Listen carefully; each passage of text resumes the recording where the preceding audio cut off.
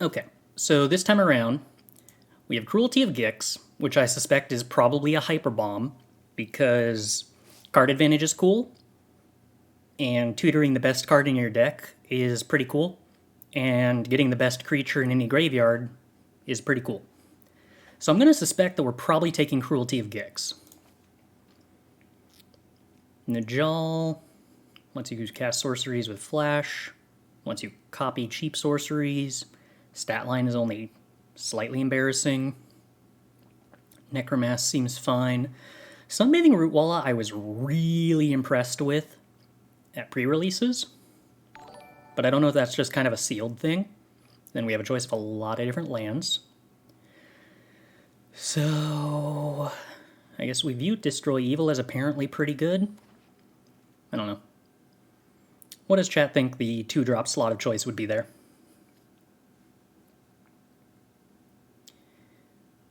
Here,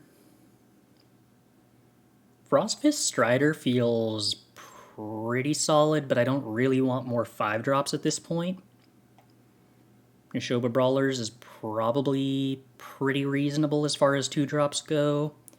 Aaron seems not terrible, but also kind of committing hard to being in white and not splashing.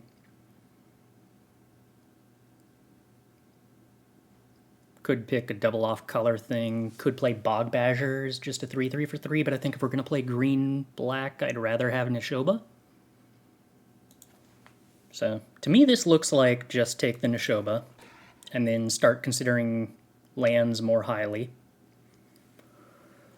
Here, Runic Shot's probably fine. I keep thinking Balduvian Berserker costs 2 mana, and I can be excited for it, but it doesn't.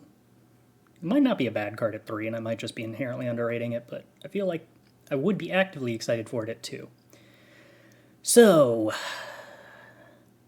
Deathbloom Gardener seems interesting, but I think we're supposed to take the Geothermal Bog, given that we're apparently in black-red domain. Or, well, black-green domain. I don't know if I'm correct in identifying that I'm supposed to take the land more highly than acceptable commons in our color, but we're going to roll with that.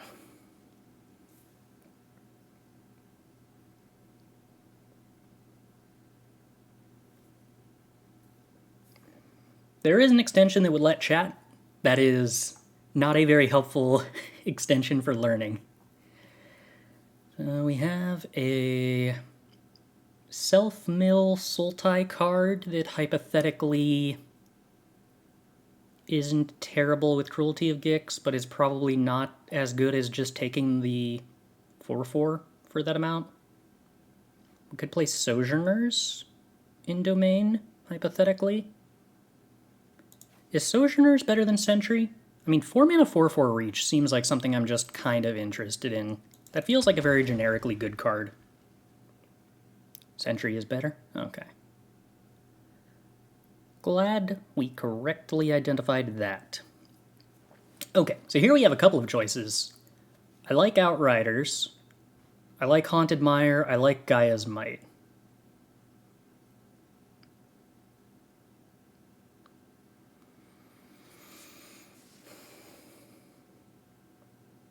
My instinct is to say that cheap combat tricks have looked deeply appealing.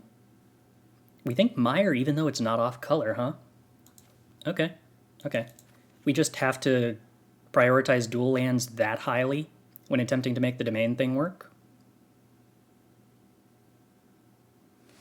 And now here we have a pretty powerful card draw spell. One of the dual lands that's off color that we could hypothetically tutor up with Cruelty of Gix in positions where we need to.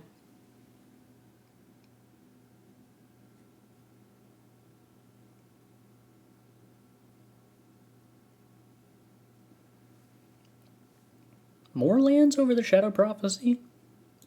Alright. In between Tributary and Beachfront, I suppose. My gut says Beachfront, because it's 2 off colors at once, but in a way that kind of makes it a colorless land. Maybe that's incorrect of me? I don't know.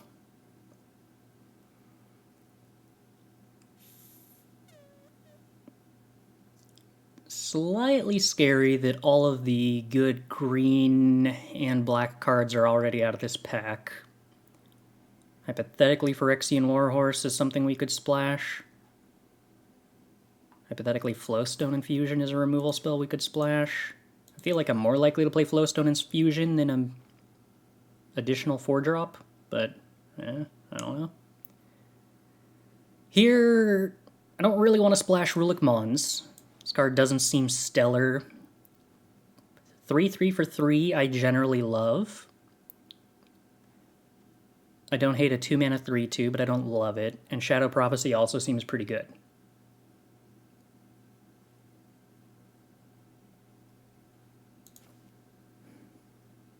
I'm going to take the Prophecy. I kind of think maybe I should be taking the Badger.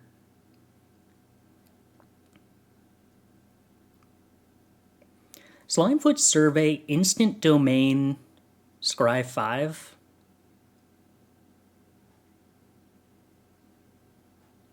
Versus just the Bog.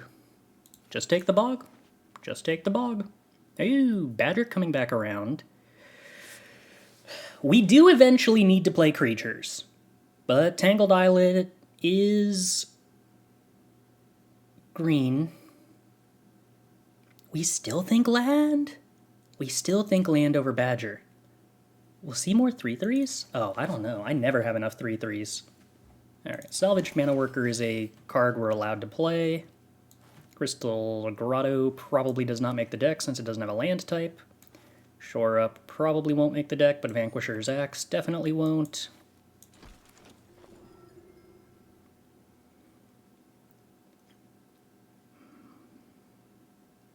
Loremaster doesn't seem terribly appealing. Balmor doesn't seem like it fits what this deck is doing. We have a Bog, a Tribute to Urborg, or a Splatter Goblin.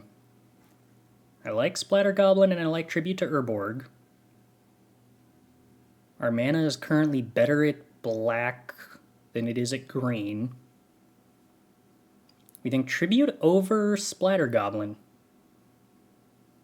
Really interesting. I would have thought Splatter Goblin's more likely to be a better defensive card. Alright. Braids' Frightful Return is a regrowth. And then blows up a land that feels pretty bad. Joda's Codex is probably pretty good for a domain deck. Or a land. Domain Tome was insane in a domain deck? Okay. I'm willing to believe that. Do we have any objections? We think maybe a 4/6? I kind of want to draw cards. Hypothetically, we might now have enough card draw between Cruelty of Gix, which can tutor up the Codex, and the Prophecy. And now we can just kind of focus on creatures. Ooh.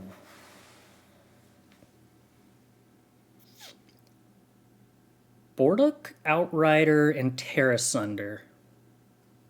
And hypothetically the Knight, but I think we're good on the Knight.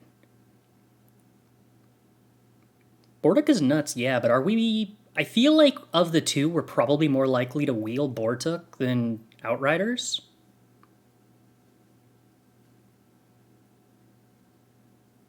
The Knight's better than Terra? Really? This just feels like a 2/2 for 2 that has a pump ability. I think we take the Outrider and try to wheel the Borduk.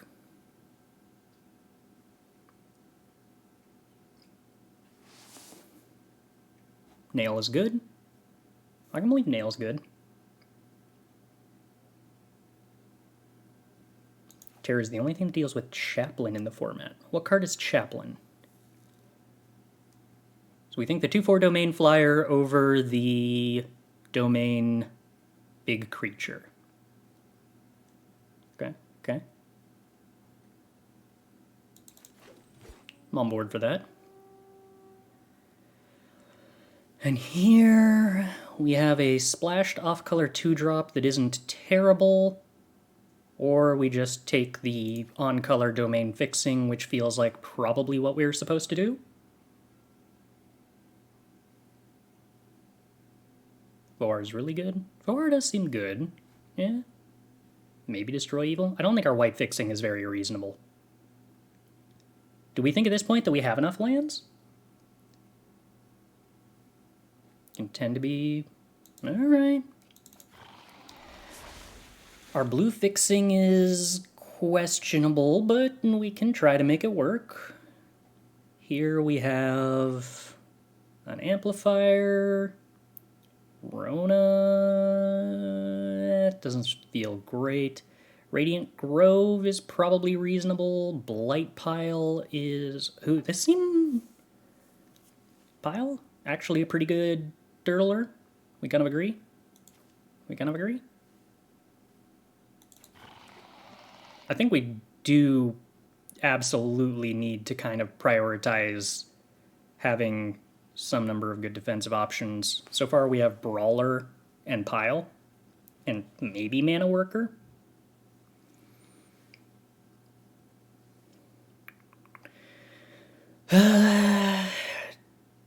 Enthralled to the Pit doesn't seem great if you're not being aggressive with it. I'm guessing Battlefly is probably better than Snare as a defensive option. Weatherseed Treaty versus Outrider. Weatherseed is good? Alright. Apparently we like Weatherseed. If chat is actually united on a decision, then I'm willing to go with it. Treaty is extremely good. I kind of assumed that it's better if you are aggressive. But, yeah, maybe sometimes you're aggressive. I'm going to assume Shielded Restoration. We're not really looking at too many uses for... I think I'd rather have Radiant Grove than the Sojourner. Maybe that's wrong? Do we think that's the case? I don't know how highly to value this thing. Turtle. A 3-2? Hey, it did wheel. Sweet. This doesn't retroactively make my decision correct. I'm happy with it. We cut Domain really hard in Pack 1, and we cut Black-Green pretty hard in Pack 1. So I'm not hyper surprised that the card that seems like you have to be in specifically Black-Green and Domain came back.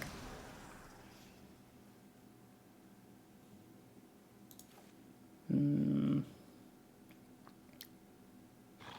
don't know if we're actually going to play the 3-2, but I don't think we're likely to play the Chunky Scry Turtle.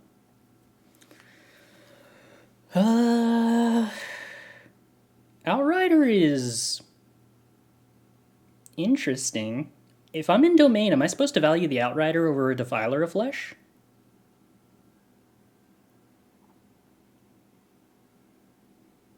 I kind of feel like there's a pretty good chance I'm supposed to value this Outrider over this Defiler of Flesh. We should take the Terra Sunder. I mean, it is a removal spell, but... For the same... If the Bone Rattle came back, I believe that means that I'm supposed to assume the Terra Sunder will come back too. I don't think that it's Terra Sunder. I think that I'm very comfortable not taking the Terra Sunder. I don't know whether we're on Terra Sunder or whether we're on Defiler over Outrider. And I think that my gut says Outrider. Last Terra Sunder didn't come back? Yeah, but we didn't open the last Terra Sunder, right? We saw a Terra Sunder on, like... I might be totally wrong on this, but I think it was on, like, Pack 5. And it didn't wheel, which is a lot less surprising than Pack 1. So, double blue for Defiler of Dreams, but we have too many 5-drops already. I don't think I'm interested in that. So, do we think the 3-3... the 3-2 with Kicker, or the Phyrexian Rager is better? I'm going to go with the Phyrexian Rager, but I kind of think that's possibly wrong, and I'm supposed to take the 3-3. Rager for curve? Okay. So we think drawing a card's better than having better stats. That doesn't strike me as completely wrong.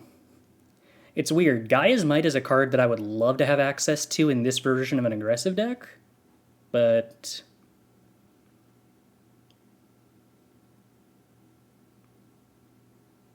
I kind of think it's Beachfront.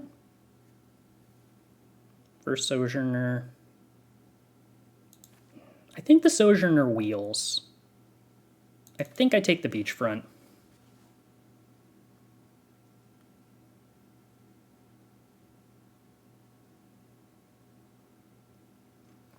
I don't see this deck as being too capable of holding up Essence Scatter terribly often, but I'm also not certain if I'm actually interested in any of these other cards.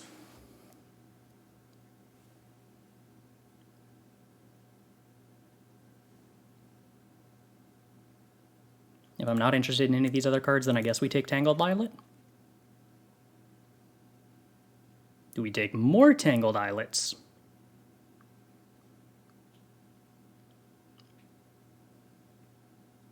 More Tangled Islets might be a little insane. The equipment? Really? I don't think the equipment did very much. 2/2 for 2 that scries when creatures die is probably not hugely important. I feel like I might have too many lands in my deck at this point. Definitely take the Sojourner. I guess we don't necessarily need to... Do we play Scout the Wilderness? We don't need to have any cards in our sideboard. I mean, we can play the Gitu Amplifier and the Tattered Apparition. Scout the Wilderness is not great. Yeah, I feel like I kind of need 3 and 4 drops. And I doubt Sojourners is actually a 3-drop, but we can pretend that it's actually a 3-drop.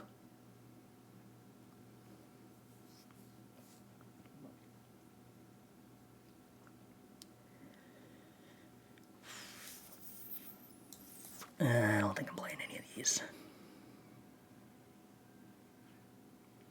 Can I play Bone Splinters? Probably not, but maybe. I don't think anything else is, like, appealing. Hey! Wield a Bog Badger. I'm excited about that. Blast? Oh, I guess we can splash white for removal, can't we? That's not wrong. Do not mind playing Gaia's Might. This just isn't good, right? It's like never good? I guess. Arena thinks it's not good, because Arena just removed my ability to pick it.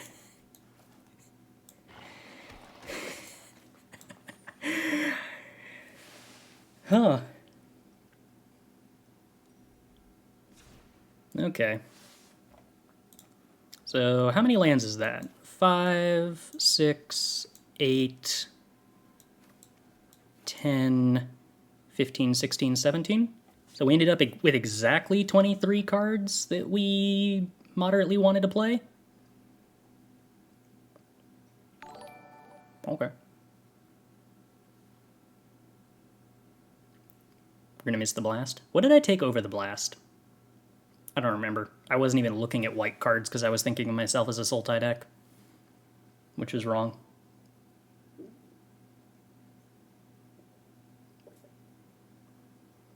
Hello back to Chile.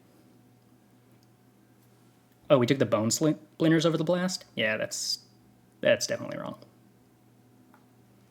More than agreed upon. In fact, do we think the Bone Splinters is reasonable at all, or is that something we ought to cut?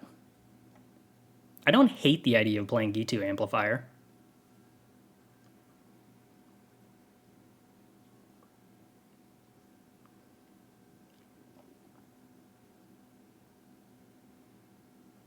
Or Flowstone Infusion, hypothetically. We don't have a lot of stuff we'd want to sacrifice. I suppose we could play Tattered Apparition. Sleeper. Sleeper is one of those cards that you want to play on curve, and I think our ability to play white on curve is hyper limited.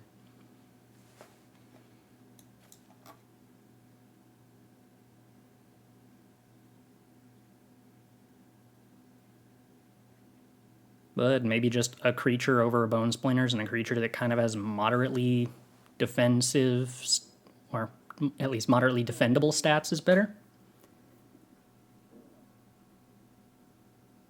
Having cheap splash removal is really important in these decks, so you can leverage your card advantage to survive. Yeah. Okay. So it's not supposed to be anything on curve, but it's like a removal spell on turn 6 that lets you play 2 spells in a turn.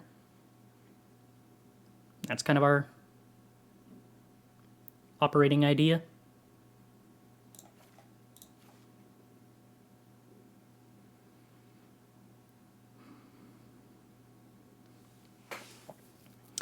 So we have 5 blue sources. We have 3 white sources. We have 3 red sources. We have 7 green sources and 7 black sources.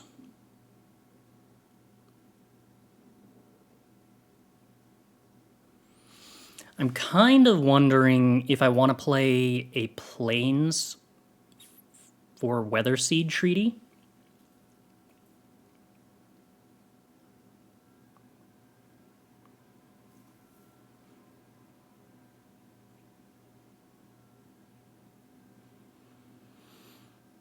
Yeah, Urborg Repossession to get back the Cruelty of Gix would be fun.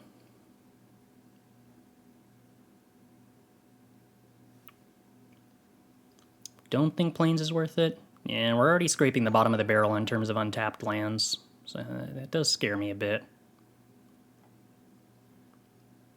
But the Benelish Sleeper is also a little concerning if we can't tutor for white sources with only 3 white sources.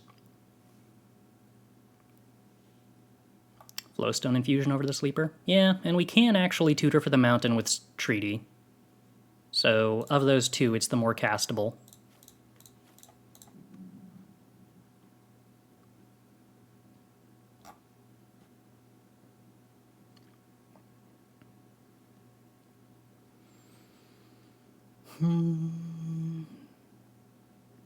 Okay, so does this look reasonable?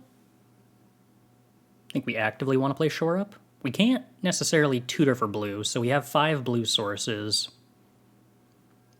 Shore Up, to me, is a card that's inherently sort of aggressive. I guess Hexproof means it's also kind of a counterspell. Also don't think Toxic Abomination is good. I don't think Toxic Abomination is good, but yeah, we definitely don't have any other ability to play anything, and I'm not willing to cut cards that are 2-drops that are in my colors. Specifically because with this many tap lands, we have to consider that we probably are going to be playing a 2-drop on turn 3 some percentage of the time, so we want lots of 2-drops.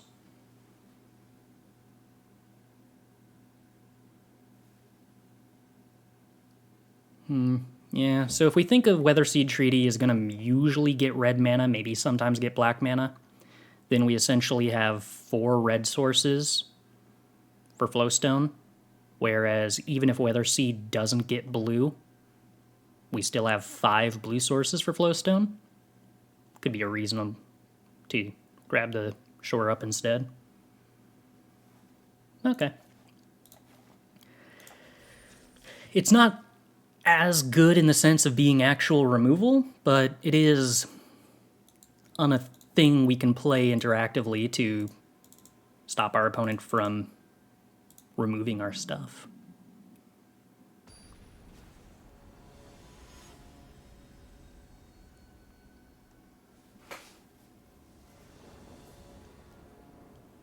Take the play.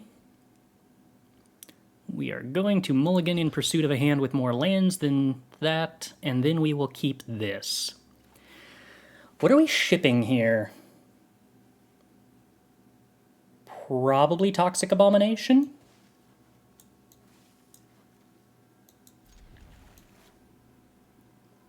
Or do we think that with 3 colors of mana already, Salvaged Mana Worker maybe less necessary than Toxic Abomination? Toxic Abomination does kind of block better, but I guess Blight Pile also blocks the exact same things that the Abomination is already blocking.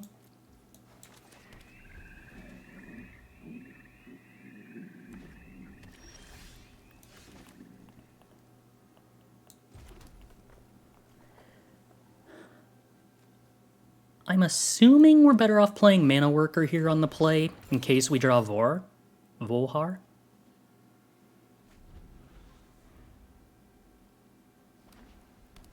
Although I don't know if I'm going to play Vohar over Blight Pile anyway.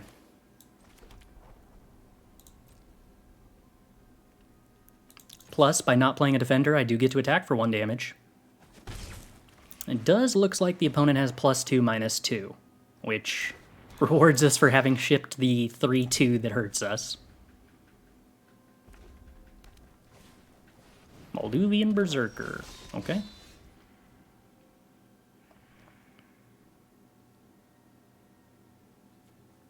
This doesn't even require me to tap anything, or sack anything. I just get to do this Blight Pile nonsense to ping the opponent down. If the opponent blocks, I Gaia's Might. But yeah, I kind of suspect they don't block into that attack anyway.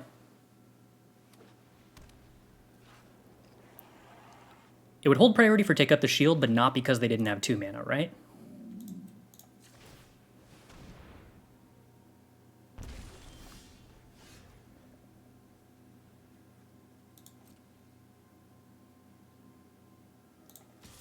Boink.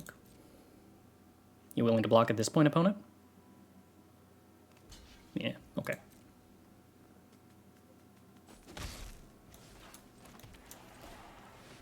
I could have Gaia's Mighted and Sentry'd, but that seems worse than playing Cruelty of Gix.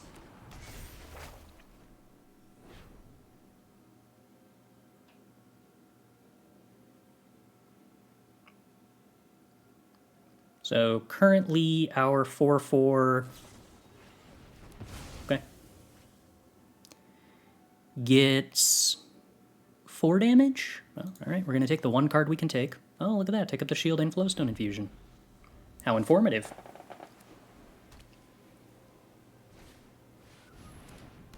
Ooh. That seems like a mistake to have played now. They could have actually attacked, and I wouldn't necessarily have done anything. Let's see. We can take the Codex, which doesn't draw a card every turn, currently. We could take the Nail. We could take an Outriders. We could take Bortuk. Next turn, we are reanimating their 4/4 Vigilance.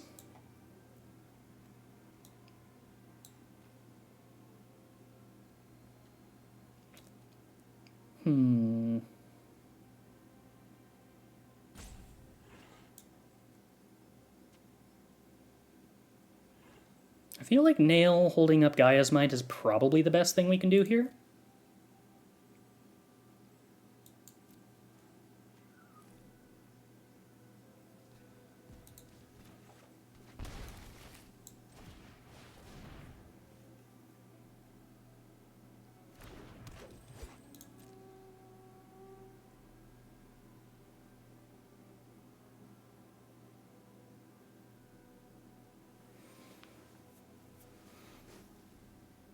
I'm sort of operating under the assumption that with Nail we'll wind up finding our domain pretty quickly if we're scrying 4 towards it every turn. And then we're also pretty likely to just find the rest of our really good cards.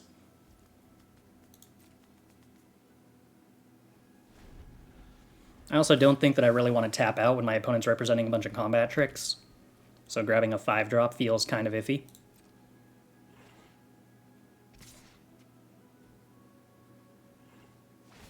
Sure, Berserker enlists. So if I block with Blight Pile, they 2-for-1 me.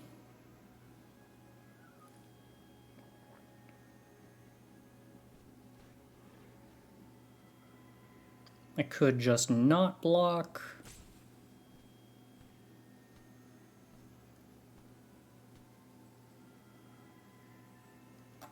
So they give Berserker... I don't know. I think I can blow this out with Gaia's Might. And not blow it out, but I can just, like, get tempo. If they give the Berserker Indestructible, then I just buff the Blight Pile and we hug it out. Because now their Berserker doesn't die.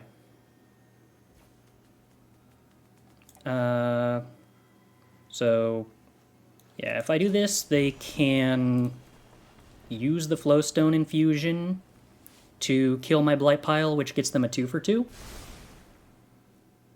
Do I ever play aggro decks? Yeah, we just got done playing a red-white aggressive deck. Okay. Yeah. Dirtle successful. Then we get a 4/4 that's really good. Then we attack and scry 4. We want the beachfront, 4 domains. I can play Sojourners this turn or Sentry. And then I can play Sojourner plus Voar next turn. Is there a benefit to having a 4/6? Hypothetically blocks the Berserker better.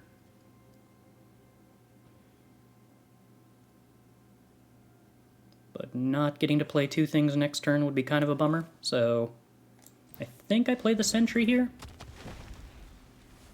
I might not be thinking this through enough, though.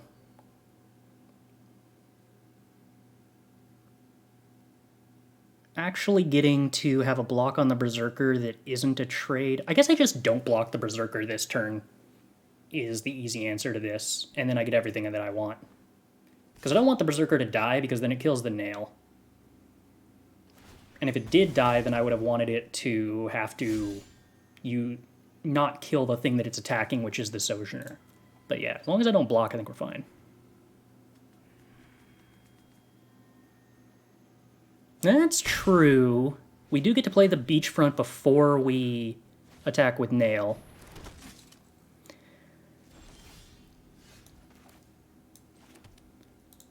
So we don't necessarily need this to cost 3 in order for this to happen. But we did not draw something we would rather do instead, because I still want a Sojourner plus a Voar to be as anti-aggressive as possible. I guess I could hold the Shore up instead of playing Voar? Oh, yeah, Phalanx has Vigilance, I could have attacked. I don't actually know if I want to attack in this spot. The risk of them having a combat trick is a little scary, but I guess we wouldn't necessarily mind them using the combat trick. Oh, and they can't have the combat trick that untaps because they don't have enough mana, so they're not representing a blowout block no matter what. Okay, yeah. I do think we probably... it's really tempting to take the Codex over the Outrider. I think we've got card draw on lock, I just need to play to the board. So we take the Outriders because it does that. So hypothetically, the opponent might have been at 16 here, which is probably a big deal when Outriders is doing 5 damage a turn.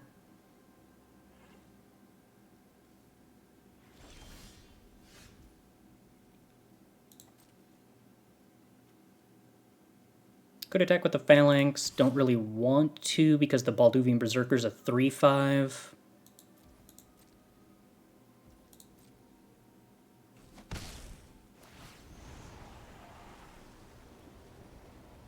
Ooh. Outriders number 2 or Bone Rattle? Or I guess Tribute, but that sounds boring. How many instants and sorceries do I have in my graveyard? 1. So we can't kill the Berserker with the Tribute right now. I think I'm not a coward and I just grab Outriders, because that's fun.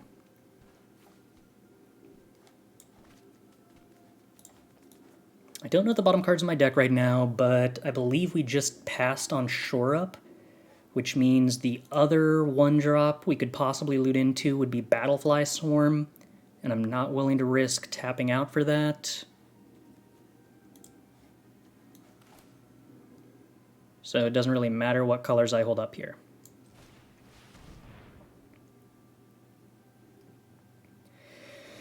But I don't think we're going to play the land, because I think we're going to hold up the ability to loot it away with Voar. Punk.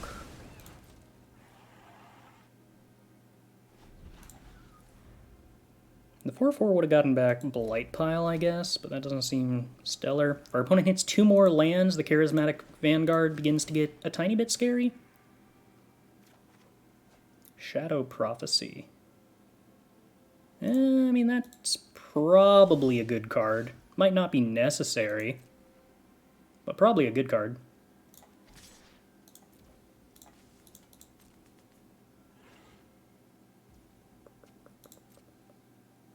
The Gaia's Might we already used. Oh! We can actually get that back, huh? So we could have gotten 5 plus 5. So that's not lethal, but it's close. Oh, if I discarded the Shadow Prophecy... No, we just drew the Shadow Prophecy for the turn. No, we drew this for the turn. So if I had Vohar, discarded Shadow Prophecy, put them to 1 less, then sacked Vohar, cast... the thing... I would be 1 mana short, right? Pretty sure I'd be 1 mana short.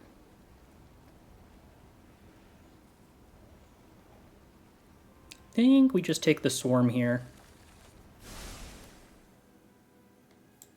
So that I am less likely to die by playing more things.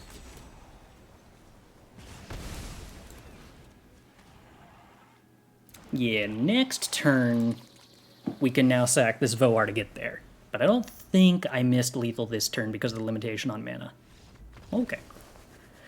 Yeah, I am a fan of Lava Axe, and Lava Axe being a 4/4 reach creature is also pretty cool.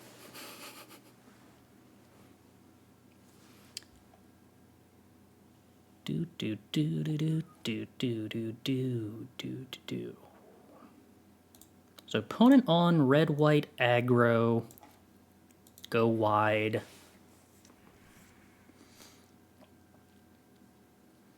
Is there anything that makes us want to cut? We know they have 2 Flowstone infusions, which makes me sort of want to cut the Toxic Abomination for a Flowstone infusion of my own. Given that that's my only thing that meaningfully dies to Flowstone infusion, that might be going overboard, but sort of makes sense, and I really don't want to lose 2 life for a medium blocker.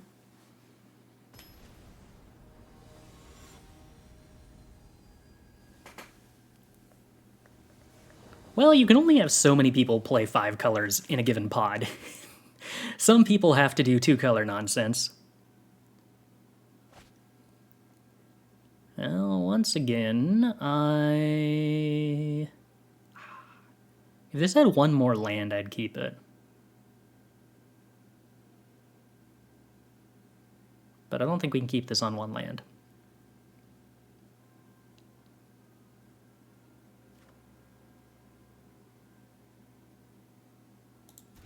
Yeah, okay. This is better. Much better. I love my 2 mana 3/3.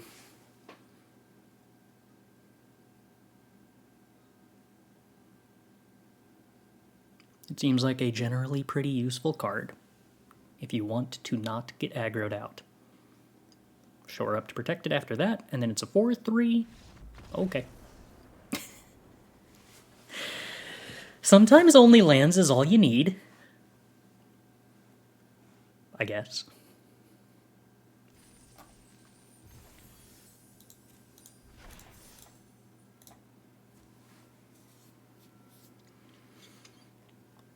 So the first takeaway, I think, is that, unsurprisingly, Cruelty of Gix was really good. It was probably the best card in our deck. Took out the opponent's best creature from their hand, drew us the best card in our deck, and then reanimated a really good creature. It feels like that's probably not going to be too uncommon. Yeah, okay. Not being able to cast the Tribute... Oh, no, I can cast Tribute eventually off Salvaged Mana Worker. So this is fine. Not having any untap lands is weird.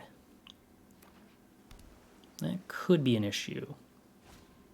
Pixie Illusionist. Okay, there's an untapped land, which makes me want to lead with Beachfront so that we can have a 3/3 if we happen to draw our green, very good 2-drop. Pixie Illusionist drawing cards every turn has me sad. I believe I need to not Weatherseed Treaty next turn, but instead Tribute to Urborg to kill the Illusionist to deny the opponent drawing more cards. I feel like the title is a joke, but it's my first time here, so... I'm not intending everyone to teach me how draft works at all, but This is actually the first time that I have played this draft format. So there are many folks in chat who will be more informed than me in the context of this very particular draft format.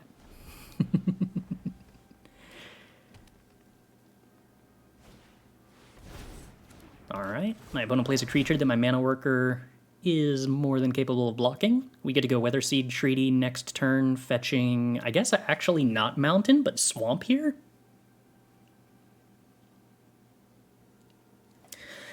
Am I supposed to fetch the Mountain because it's a lot harder for me to find? Even though... Well, and then rely on Mana Worker to cast the large number of black cards in my deck?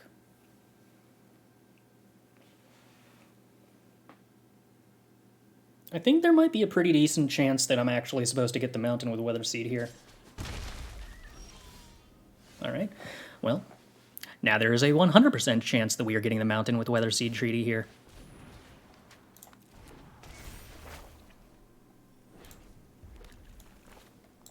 Boinkity boinkity boink. Domain active! 3/3. Menace. Scary.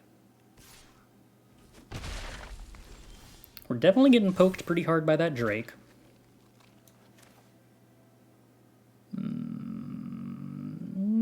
Doesn't really matter which of these two lands I play. The other one we're probably going to loot away with Voar eventually. I should have left up just Mountain, perhaps, to, Ooh, does opponent have auras?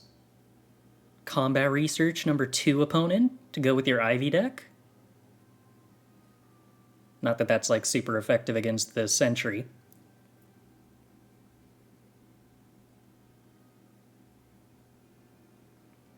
Leaving up blue mana means that if they remove my Mana Worker before combat, I don't get blown out. Okay.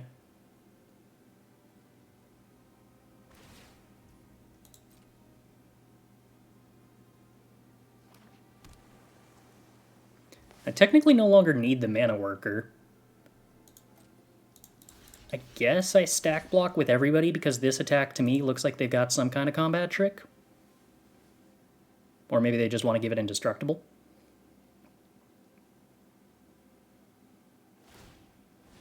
Okay, they just give it indestructible. So do I use Shore Up to save my Mana Worker?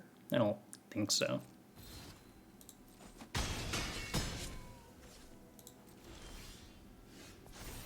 Okay.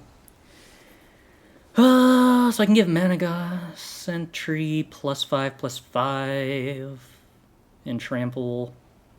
It doesn't seem like terribly useful, other than hypothetically baiting them into a bad attack, but yeah. Ooh, slightly punished for losing my Mana Mabobber. I could untap with Shore Up, but I don't want to have to use Shore Up to untap. I want to use Shore Up to fizzle a removal spell.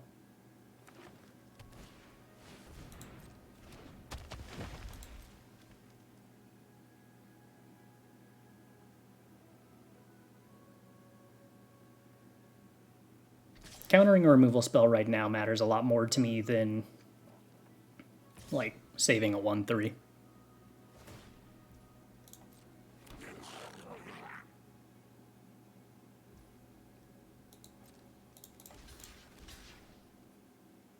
We'll take our lumps. That's fine.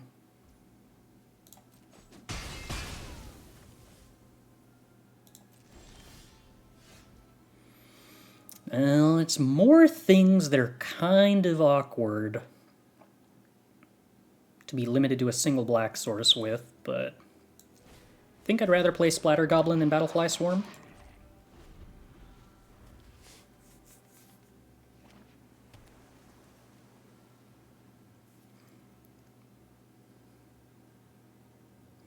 I don't have a very convenient block on the Magnagoth Sentry here when it attacks, which is kind of a shame. I don't really want to commit Shore Up to it. I could double block it with Goblin and Voar. which I really don't like.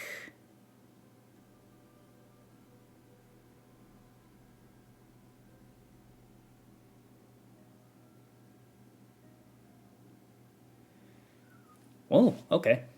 Huh, that's weird. I thought the attack with Sentry was kind of free for them.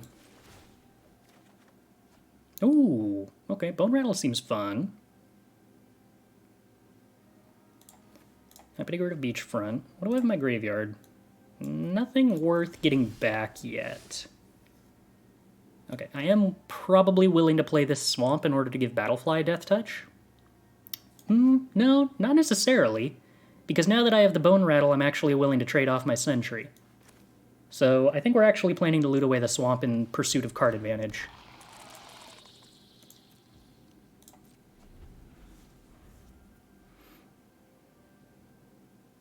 Especially since the opponent seemed, for whatever reason, unwilling to attack with Sentry last turn. Okay. Copy Magnagoth Sentry, make me sad. Understandable.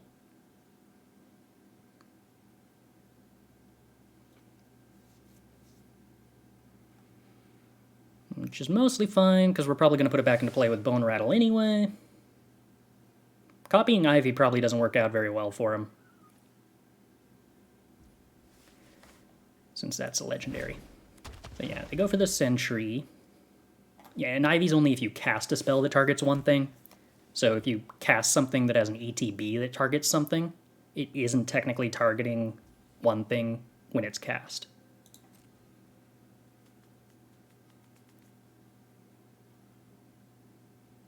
Oh, chumping the Magnagoth kills Ivy? Yeah, that's interesting. I don't think that matters, but maybe their deck is really built around Ivy. All right, we just get rid of the land.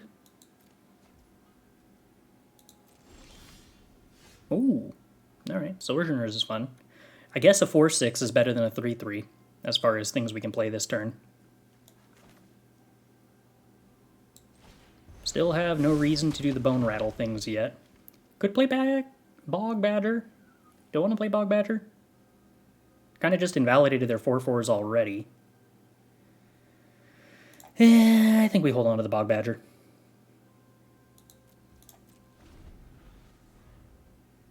Yeah, that does kind of make sense then why they wouldn't attack into the Splatter Goblin, but I kind of feel like killing my Splatter Goblin and only losing the Ivy would be good for them. Yeah. But yeah, maybe they have combat tricks that they want to top deck into that make the Ivy better. It's a strong possibility. Still, in a world where we're sitting here passing back and forth with them while I have a looter and they don't, I feel advantaged. Never mind. Opponent draws 6 cards, not 7. That feels like probably a mistake. Because, yeah, you can just play a land. Run the mill plan, yeah. Mill is a valid option. It's just a slightly difficult option is all. Okay, Outrider seems good. We're going to get rid of the Bog Badger.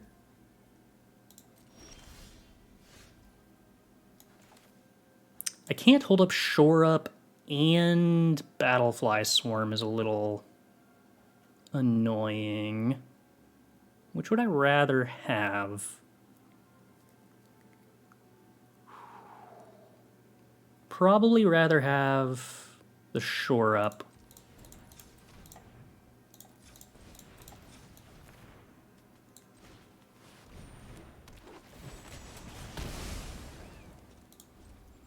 More reach is good.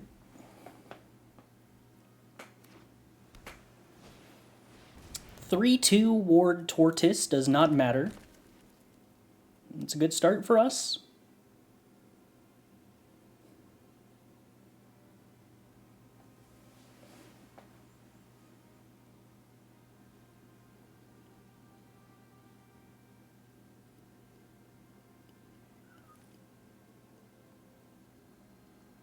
We could win this game. We have one more Outrider in our deck, one more Reanimate, and the Bone Rattle in hand. We could absolutely win this game by doing 20 damage with Maria's Outriders. Enlist is pretty good, yeah, but we can just throw like the Splatter Goblin in front of it, so it isn't that good.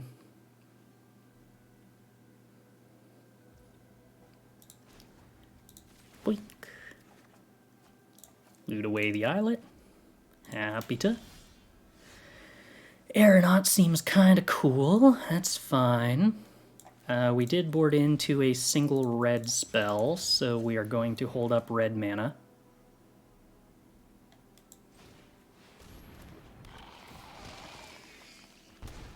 Alright. Outrider seems like fun.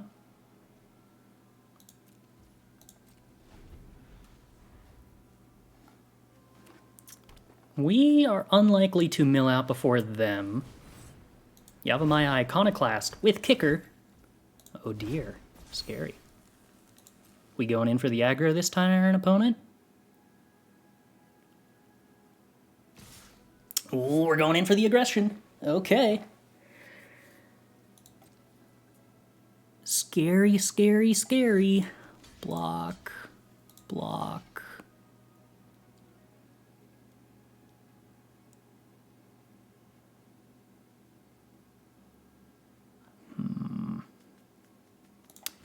Block. Block. Not block there. Probably block there. Don't want to take trample damage. Block.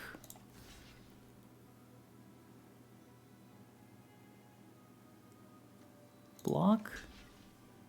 Leaves unblocked a 1/1, a 2/2, and a 2/3. We're not killing flyers. Are we okay with that? Oh, you're also, you block here, so we're taking 4 damage currently.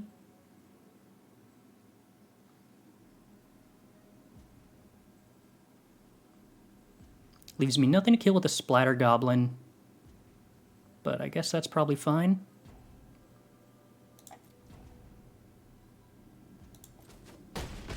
That just happens?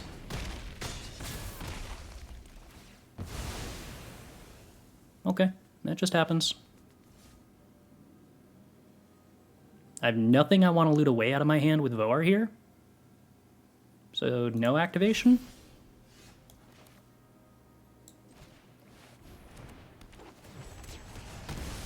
Could do 5 damage. Probably should do 5 damage. Gives us lethal next turn. Little bit of a gamble, but I think I take it. Worm, sure.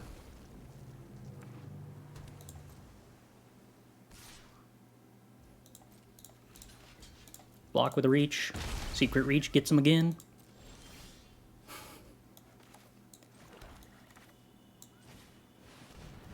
Get back Outriders. So we only did 15 points of damage with Outriders. Unfortunately, we did not get the style points victory.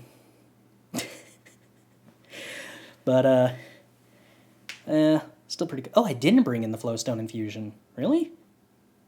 Oh, no, that was the previous game that I brought in the previous match that I brought in the Flowstone Infusion. Right. I didn't bring in anything in game 1. That sounds more likely. Just here to quickly say that I had an opponent storm the festival 2 grafted identities on my creatures yesterday, and I directly blame you. Aw. Steve, I am absolutely thrilled to hear I could do that to you. Directly.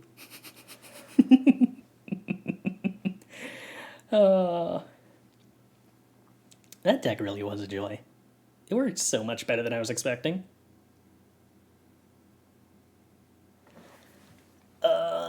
Am I supposed to bring in negate against Silver Scrutiny deck? I'm skeptical. However, I do believe that Toxic Abomination goes out and Flowstone Infusion comes in against the Curious Obsession deck. No, wait, I was thinking of Gitu Amplifier. Actually, Gitu Amplifier also probably comes in. What do we cut for Gitu Amplifier? Oh no, all my cards are good. I don't have anything I can cut. No!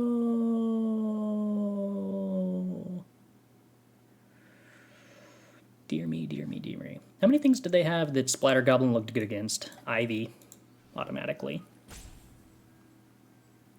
I'll tell you what, Amplifier. I don't think you're making it in. Shore Up looks meh for what we saw. I don't know. On the one hand, we broadcasted all game, which made the opponent unlikely to play into it. But, yeah, on the other hand, green-blue is not super likely to play removal, but also, it allowed me to attack for 5, because it represented untapping something.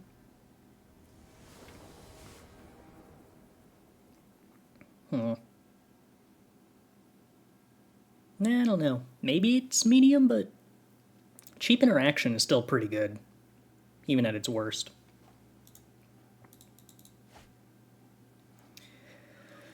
Okay, this seems like a keep on account of being lands and spells that I can cast.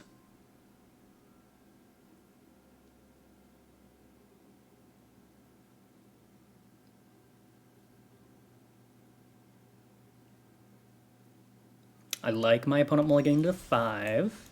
That feels like it's generally a trend that favors me.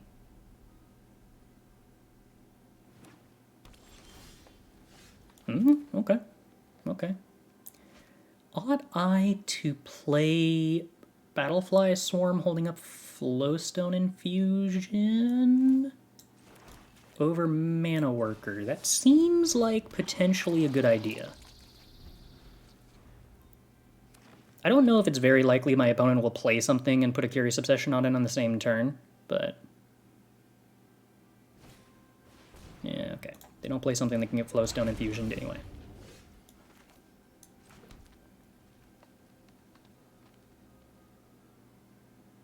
Still, holding up Battlefly Swarm to block the Snapping Drake does feel good. I think we actually play Splatter Goblin here. We're representing Battlefly Swarm block, so attack is unlikely.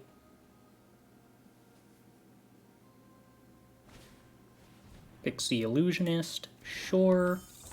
Does that get Flowstoned? Probably. I don't think I'm too likely to get a better Flowstone target than that. Or at least not one anytime soon that's meaningful. Alrighty. Splatty gets in. If they want to trade with the Soaring Drake, I'm okay with it. Otherwise, it's just a Mana Worker. Still holding up Interaction, also holding up a good Death Touch blocker, so Curious Obsession on the Soaring Drake does not accomplish terribly much.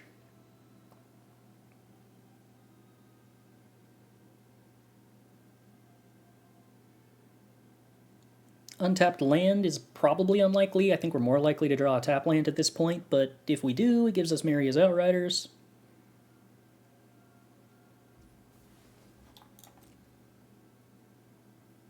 It's very polite of Battlefly Swarm to be hiding all of my instants. There's the tap land, but also that contributes to Maria's Outrider. Delirium next turn. Not Delirium. Domain.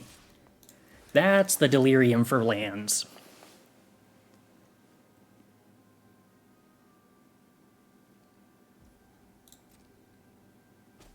Boink. Block.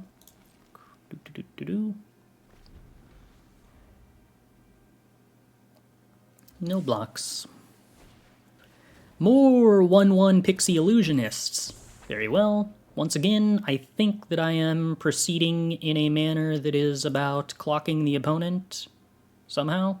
So I think I'm just killing my opponent's 1/1s for tempo. Actually, this kills Soaring Drake. That sounds like a better thing to kill than a 1/1.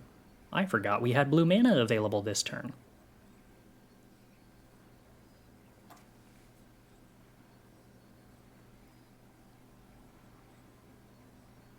Ironically makes it more likely they trade with the Splatter Goblin on block. Colossal Grip, sure. Still get our 1/1. So now Splatter Goblin probably trades with Illusionist if we attack. Are we okay with that?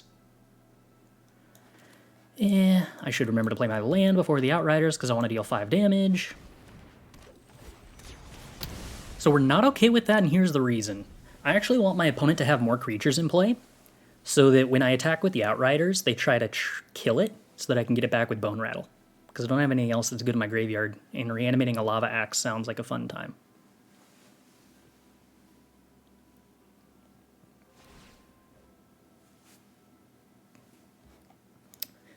White mana for opponent. Kicks Tolarian Geyser. Bounces a 1/1. That means cute. You swing with the 2/3 now?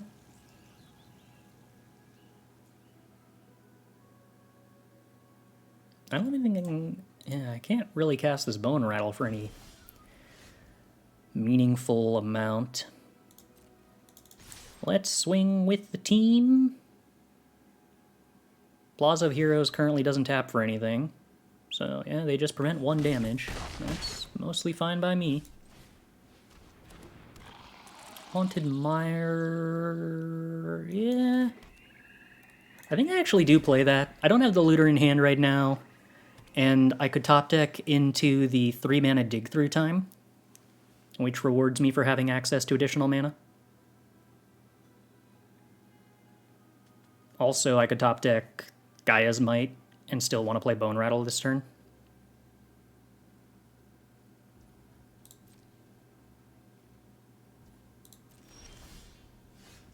Instead we draw nothing, which could be a little concerning.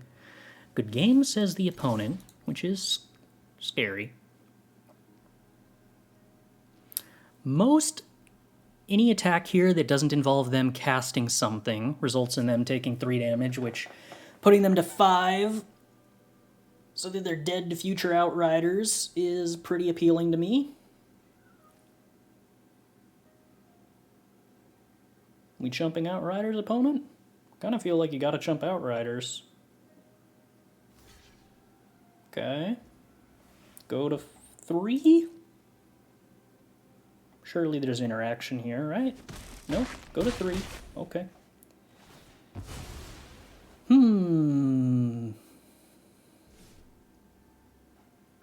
So we could play Bone Rattle. Get back Goblin. Do you have Menace? No? Eh. I'm not actually sure playing this is correct, but I feel like it's a lot less likely my opponent survives if I go all out here. I'm not sure how blue-green avoids dying here. Silver Scrutiny for 3. Okay. I legitimately still don't know whether or not that rewards me for having played out the Bone Rattle or punishes me for it.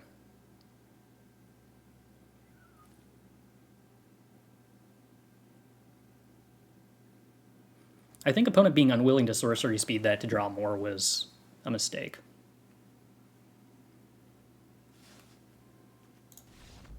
Boop. Okay. Well, sometimes not hyper-focusing on playing as many Lava Axes as possible does also work.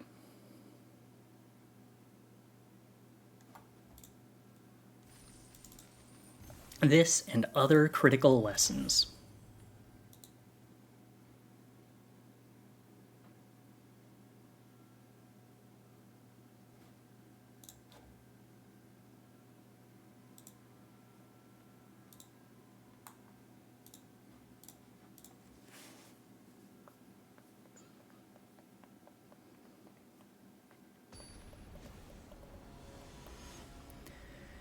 Alright, our final domain opponent is one Tree Hugger.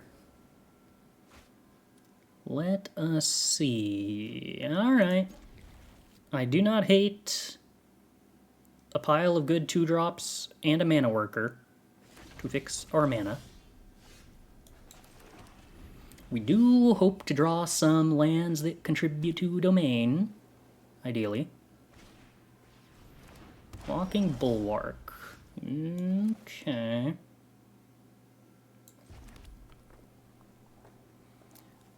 I'm guessing Splatter Goblin's a better blocker if they decide to attack with Walking Bulwark, but maybe I'm supposed to play the Mana Worker so that I could hypothetically play the Brawler next turn? Okay, opponent's on a Defender's deck. That's concerning because I do not know that we have the capacity to be particularly aggressive. And I feel like defenders will include a clock. You know what? A 5/5's kind of a clock.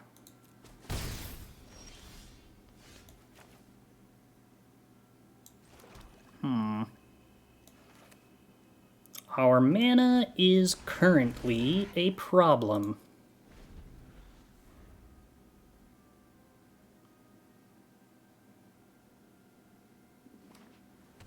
How many times can this activate a turn?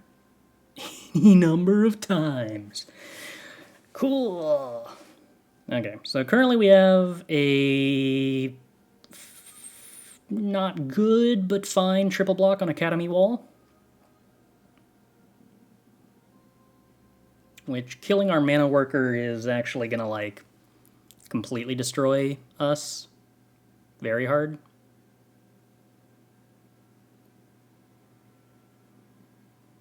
Not even being able to have played the nail is kind of rough. We do have to block with Mana Worker because what happens if we don't is they only deal damage to the Brawler and choose not to kill the Splatter Goblin, and then I don't kill the wall. And that would be very sad. The fact that this Haunted Mire was not two of our missing colors so that we could play the Sojourner is pretty sad.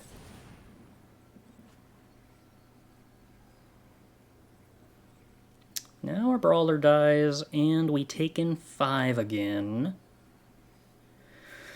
Wow.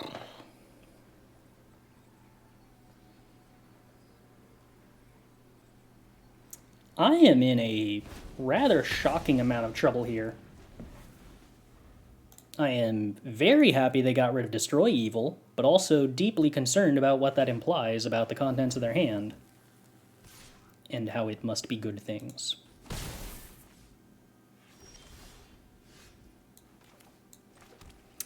Radiant Grove, a turn too late, sadly. Deeply sadly.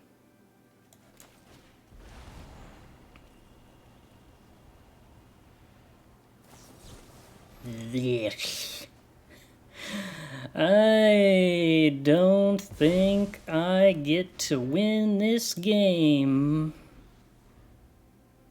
My opponent's 5/5 is very good.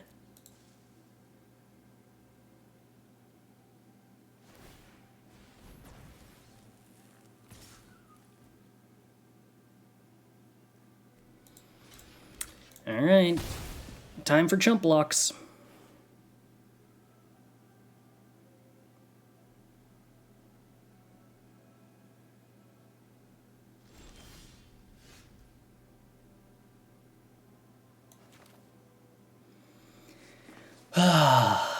So if I Cruelty of Gix, Duress, get back Sojourners eventually, hope we don't die in the meantime.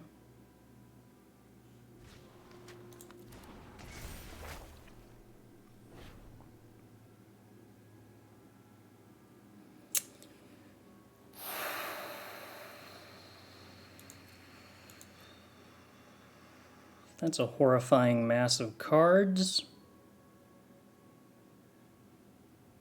Defiler of Faith doesn't do anything for me. I'm going down to 7 and then down to 4. They draw an untapped land.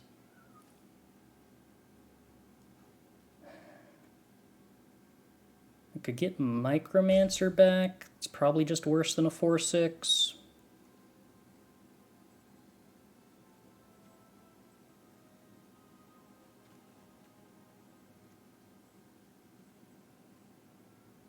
Think Defiler of Faith is probably the hardest card here for me to beat.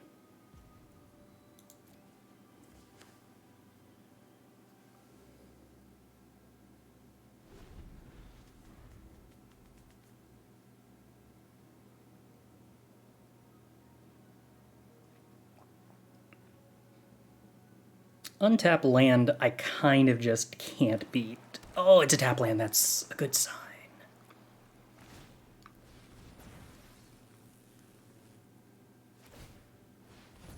I still kind of can't beat this, but at least it's a good sign.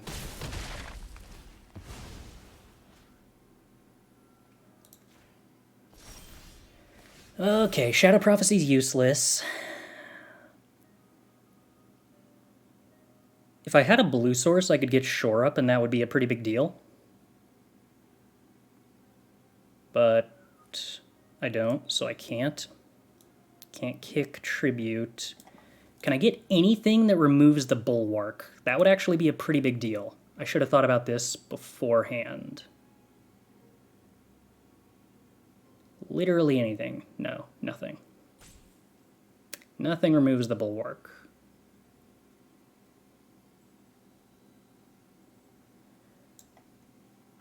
Bone Rattle gets back a 4-drop. It's probably the best thing I can do. Gets back Brawler.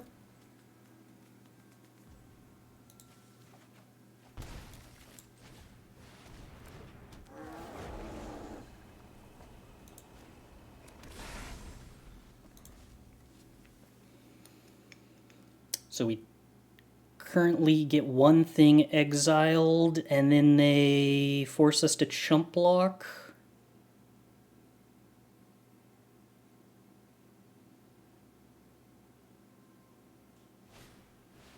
They exile Bone Rattle, chump block with Brawler.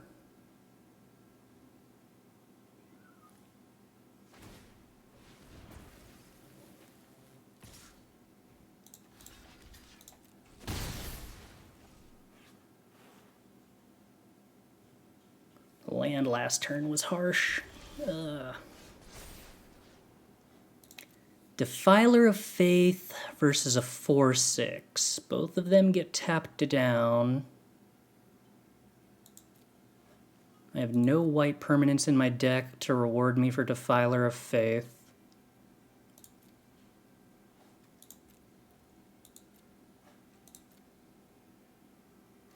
I guess this has Vigilance, so it hypothetically attacks at some point. Might be a reason to care about it. Still no blue mana. 3 mana to tap down Defiler. Chump block with Outrider. If they hit an untapped land, we go to 1. The fact that my deck is a bunch of 4/4s that can't answer an 0/5 is such a problem.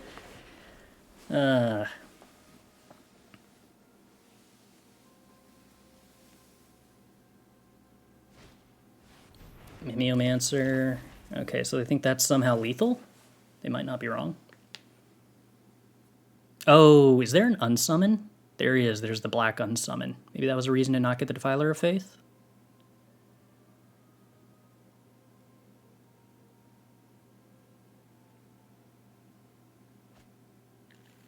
Runic Shot.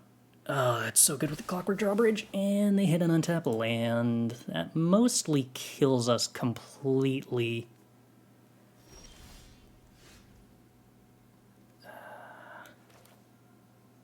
I have no untapped blue source in the deck.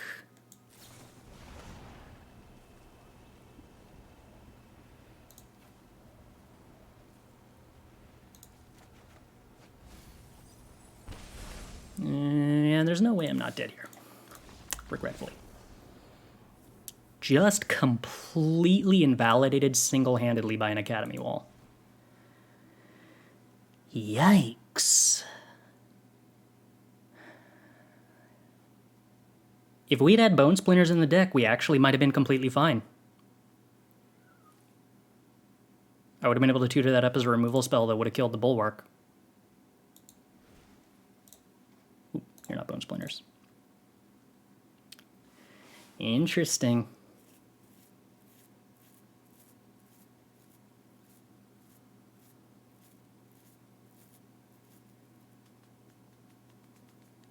What are we cutting then?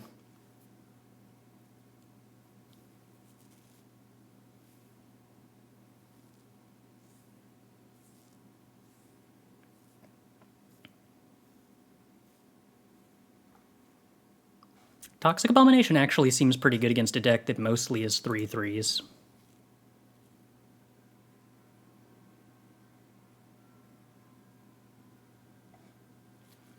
Shore Up, hypothetically not great, but they've shown us at least 2 premium removal spells. Equipment, it's pretty expensive. Hard for me to get on board with that. Phyrexian Rager might be the least impressive. Everything else seems to have its place.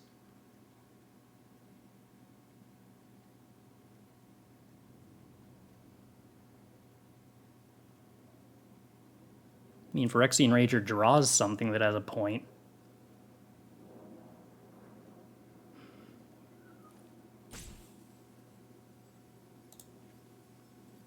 Alright, well, Shore Up seems like the thing that does the least. That's not true. Shore Up's gotta be worse than Gaia's Might.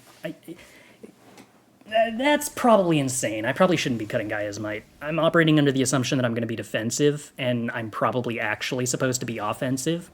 That was just a single really weird game. I think I'm taking too much data from the way that one game played out where my opponent had a single critical creature. Then again, I'm not really capable of attacking the opponent very well. If I'm attacking at any point into a defender, then a pump spell is a removal spell.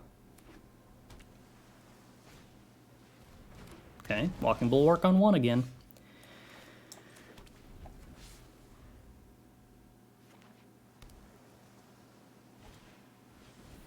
We have Domain. That seems pretty good. Coral Colony. Oh, cool, mill. That sounds strong.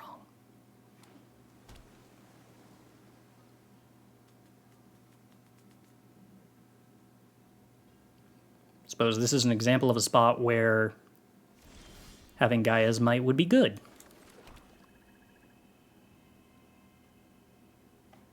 Only is a sorcery, so they can't activate it on blocks.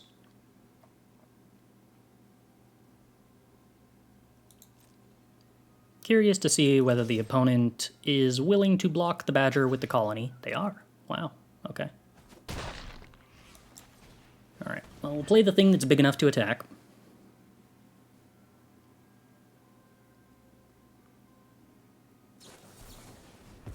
Some scatter means we don't get milled for 2, I guess.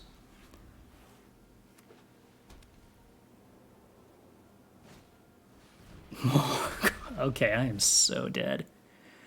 I am so dead so incredibly fast.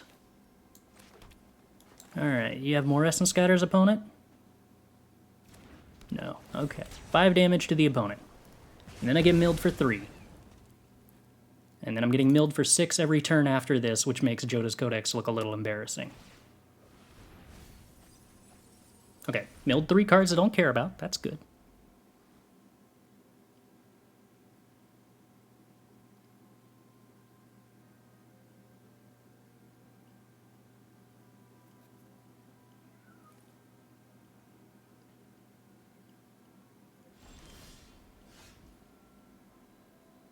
Ooh, okay. This is interesting. Splatter Goblins plus Bone Splinters means that attacking with the Bog Badger actually makes sense. Yeah, alright, look at this. Splatter Goblin play? Bone Splinters sacking Splatter Goblin, kill both your colonies, opponent?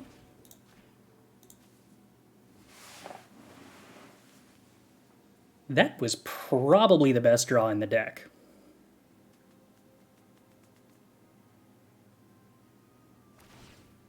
Mill 3, sure.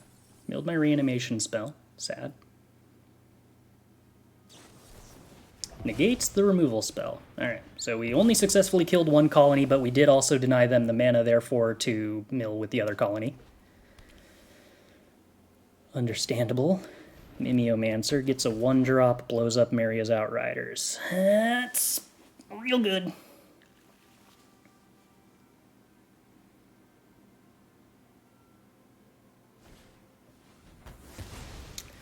Is problem. Ooh. Hello, are you on ETB? If you cast it. I was really looking forward to getting that back and having it reanimate Outrider. Alright, well,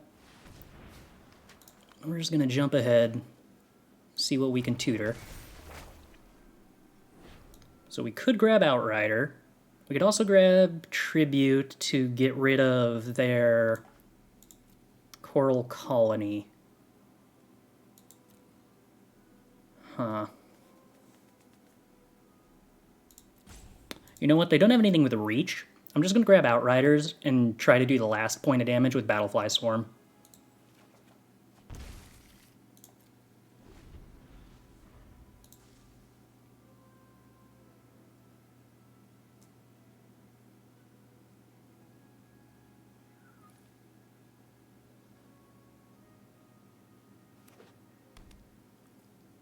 Land drop. One remaining card in hand.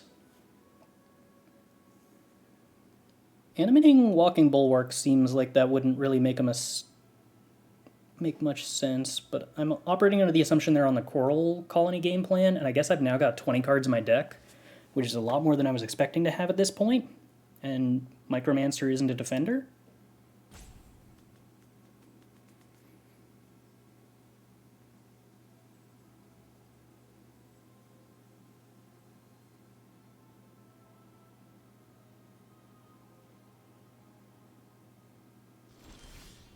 And we drew land. Okay. Now that's delightful.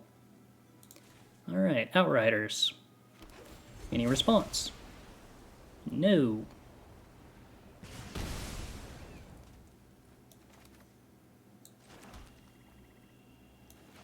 Any response to the other Outriders? No. Any response to the now lethal Flyer? No. Okay. Well... So you're telling me there's a chance. Mill 3. Mill 2. Not even 3. Not even 3. We did have the Reanimator creature in our graveyard, but I read it, and it says, if you cast it, choose target creature card in your graveyard. So reanimating it doesn't count. Unfortunately, mini birds for opponent. Deeply saddening. And now the opponent's back to milling us for 3 a turn. What do we have left in our deck? Voar is pretty good. Is that worth drawing to with Joda's Codex every turn? Even though that mills us out faster?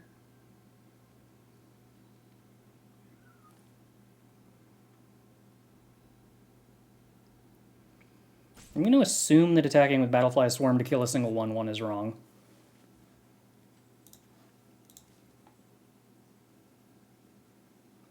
Attacking with everything doesn't really accomplish anything because of the Coral Colony.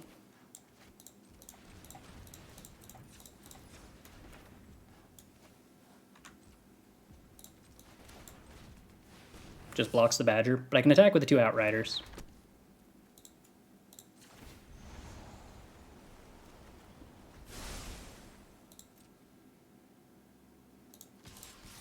Probably trades with a 1/1 and a Micromancer.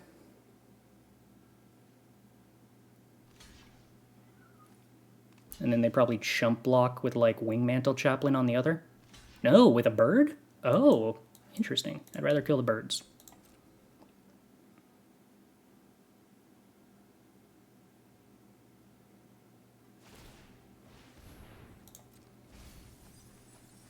Okay. Play in the land. So currently, Vohar can get Shadow Prophecy immediately.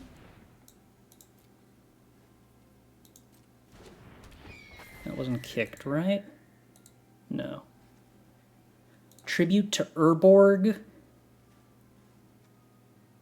does not kill the opponent now that they have another flying blocker. Blight Pile kills them eventually? Voar. Okay, so that's not lethal yet. I'm pretty sure. Sojourners is cool, though.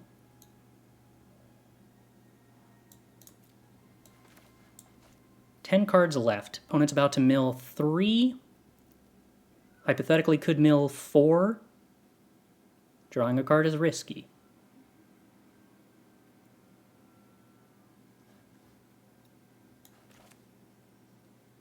But probably correct, because it could get a removal spell that kills Coral Colony.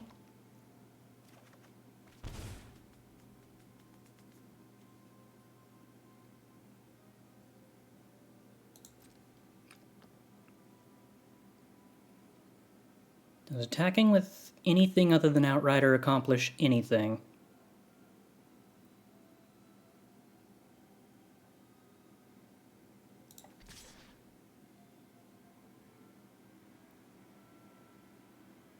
Not really.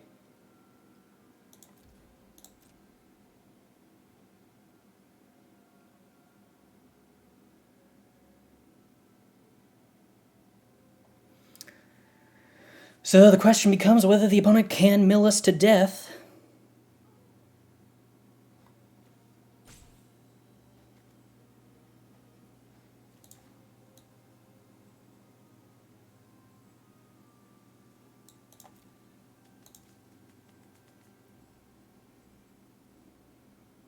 I don't think we can win with Voar this turn.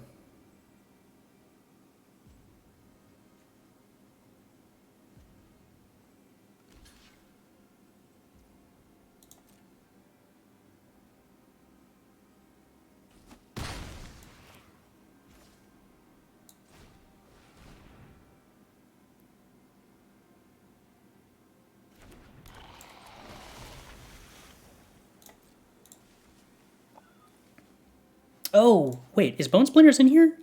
Oh, it's because it's not the same art that I'm used to for Bone Splinters, so I didn't think this was Bone Splinters. So if I'd spent less mana?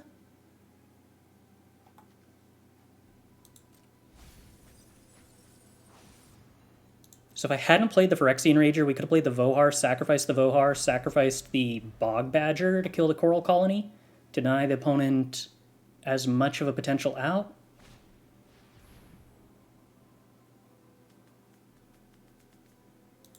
Okay, that doesn't do anything. Oh, this makes more birds? Wow, this card's busted.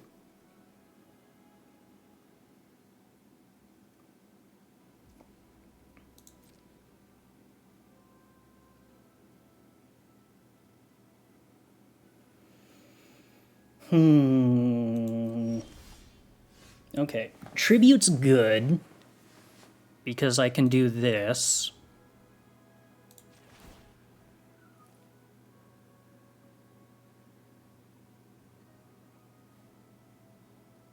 And they can only mill me for 4 in response.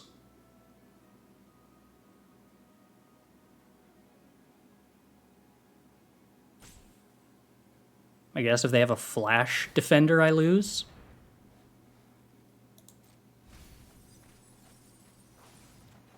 Draw the last card of my deck, discard Tribute, win. Easy.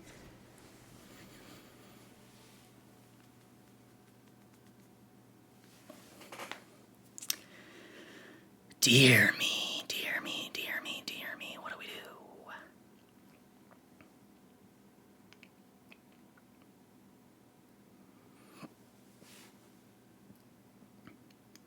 I kind of feel like I was wrong and we should actually have Gaia's Might, but I don't know what to cut for it.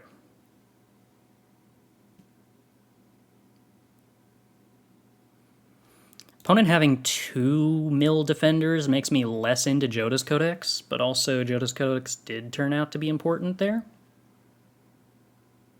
I love how Shadow Prophecy puts cards in the graveyard. Like, that's only kind of horrific and bad for me. Does G2 Amplifier become interesting in that we can bounce a Coral Colony, make it summoning sick for a turn? I don't really want to cut Johto's Codex, because it's a good card if we actually just remove the opponent's mill defenders. Oh, I should be boarding into Tainted Apparition for the percentage of time where they don't have flying blockers. Put in extra lands. You know what? It actually doesn't hurt us that much to put like a basic island and a basic forest in.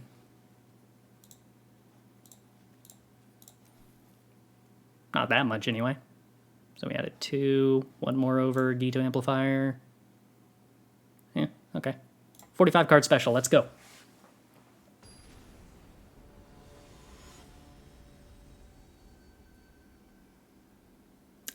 Yeah, I guess the axe actually isn't very bad here, is it? Do we have enough lands for the 45? If anything, I think I might have 2 mini lands for 45. I think I added, what, 2 lands and 3 non-lands? This is fine. Brawler's pretty big. It attacks as what? A 5/3? That seems pretty big.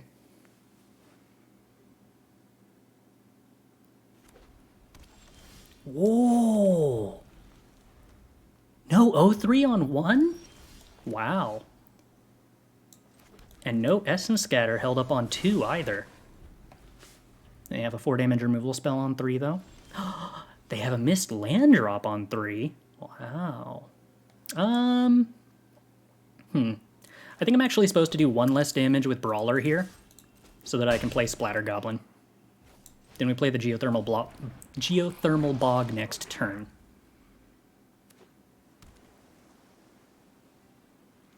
What you got on 3 for me, opponent? They got all the mana they could ever want. Many different colors of it. I believe they missed their land drop last turn. Coral Colony. That's only a 1/4. Do I still attack with the Splatter Goblin anyway? 2 for 1 myself into the colony? I'm a little skeptical of that.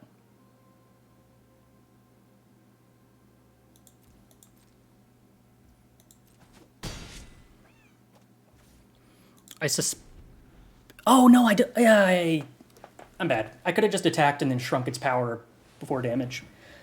I forgot this was a shrink and not just 2 damage. Whoopsie doodles.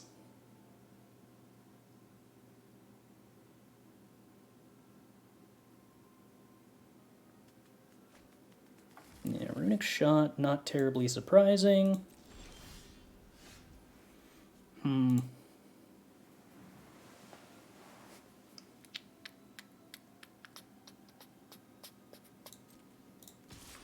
Still, think I'm willing to trade this away for 2 damage. Do I tribute here?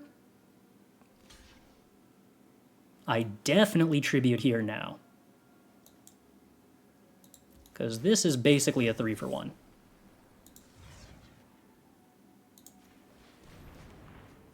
I'm going to pretend that I got rewarded for all the decisions that I've made and not that I just got really lucky. But I guess not a 3 for 1 because the Mimeomancer drew the Runic Shot, so only a 2 for 1 of a sorts. Still. Definitely got rewarded for all of my decisions and didn't just get lucky for tiny punts. Wrath. Okay.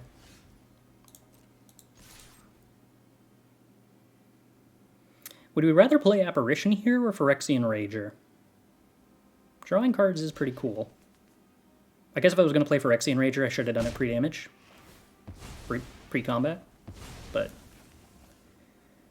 I think it was always Apparition.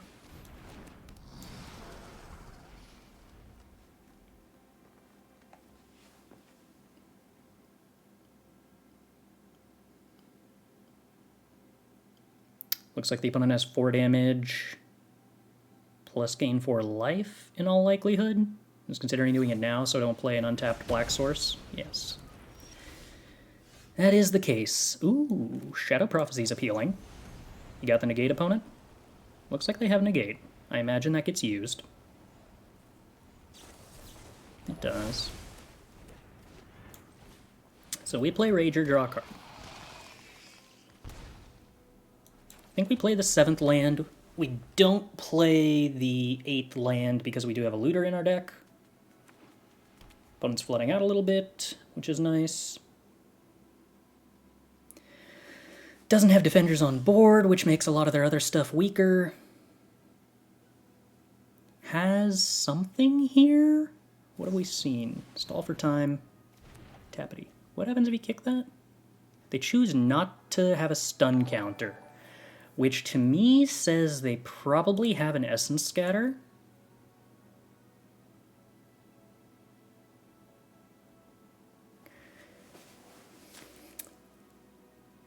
Can I afford to not play out this Sentry this turn and try to wait for a turn where they play a blue card off their 1 blue mana? The downside of that line if they don't have the Essence Scatter is pretty high, but I think they're kind of guaranteed to have the Essence Scatter.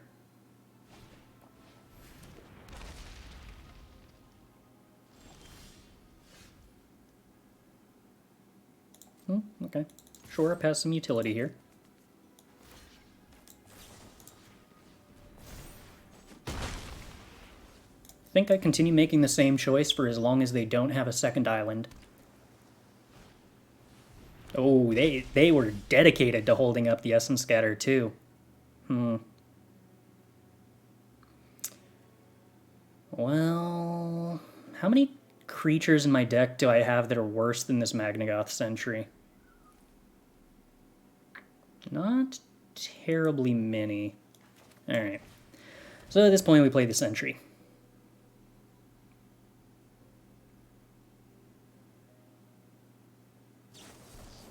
Wow, I'm surprised.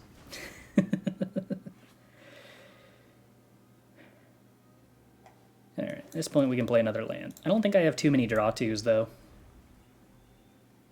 I have Joda's Codex. Cruelty of Gix is a good card. Alright. No negate, please, opponent. Yay. I don't really want to look at your hand, I just want this to go faster. Okay, opponent's at 11. What are we reanimating? Probably Nishoba?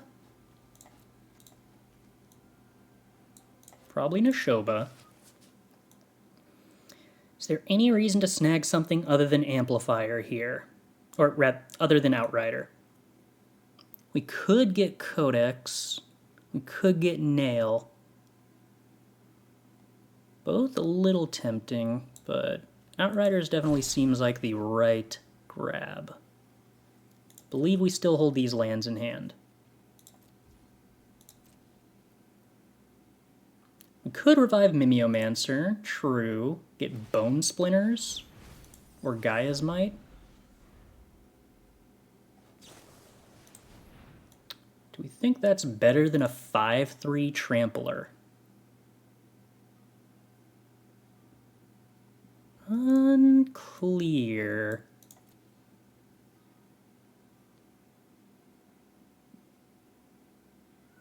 I guess if we get Gaia's Might, that's pretty close to lethal.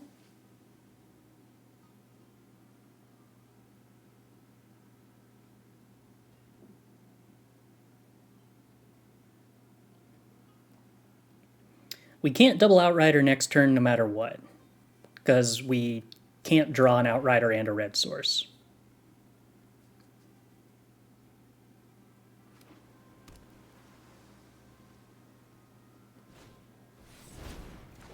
Well, Battling Mystic's good.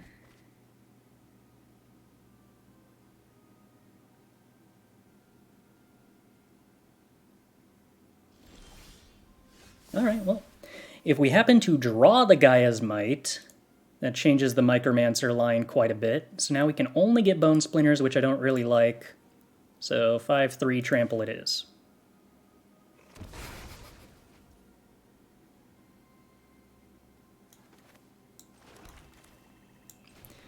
Kindly don't have an Essence Scatter, please, opponent. Thank you.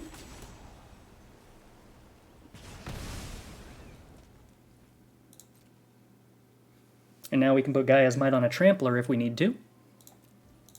I don't know why I played a land.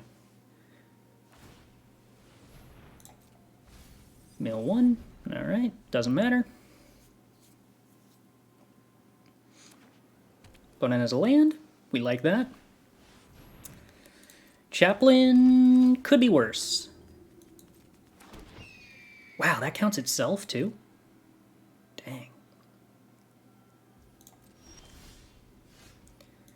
Alright, squad. Squad up. That block makes sense. That block makes sense. The triple block here is a little surprising. Huh. I guess? I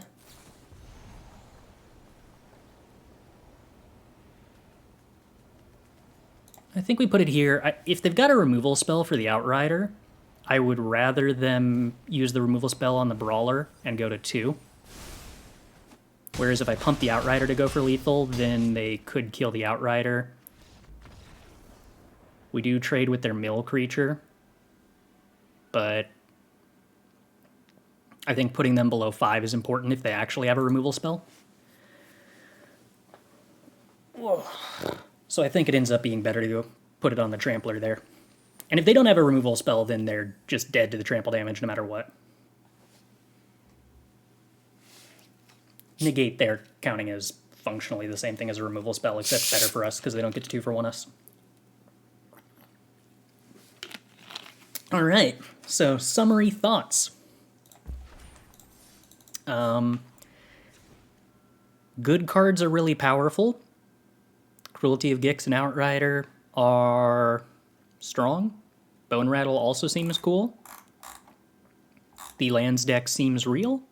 Weatherseed Treaty didn't wind up being very important, but it's probably because we weren't trying to be as aggressive as some domain decks could be. I could see it being a really busted card with, like, something leaning harder into the Neshoba Brawler sort of game plan. Maybe like a green-red domain deck would get more use out of this if you weren't trying to be as defensive as we were. I guess even just at any point in time, if we ever like put the buff on like a Splatter Goblin and swung and hit with it once, then it makes the Maria's Outriders better. So, okay. I do see how this actually sequences to be good. We just never drew that sequence up. And we successfully ran 45-card draft deck for one of probably literally the first time I've ever done that. But it worked, so hey. Not that we even got close to milling out that game, I suppose. But boarding up to 45 after you win a game with literally 0 cards in your deck feels probably reasonable.